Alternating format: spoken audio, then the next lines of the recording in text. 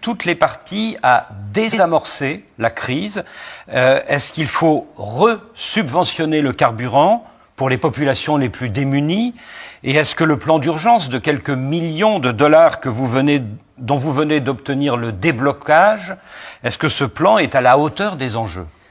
Du point de vue, je dirais, des principes, je crois qu'on devrait subventionner les familles et pas les carburants. Et ce n'est pas exactement la même chose. Parce que ça permet aux familles d'obtenir les ressources dont elles ont besoin et ça ne se traduit pas dans un bénéfice pour les combustibles fossiles. Mais dans le cas de l'Haïti, ce que j'ai dit, on a eu plusieurs réunions du Conseil de sécurité et je suis convaincu qu'il faut absolument réintroduire une sécurité sérieusement.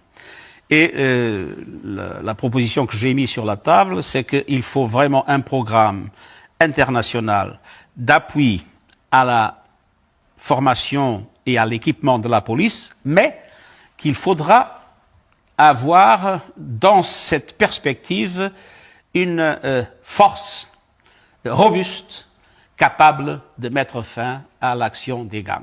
Nous connaissons tous dans les pays, nous avons au Portugal, vous avez en France, des forces de police robustes.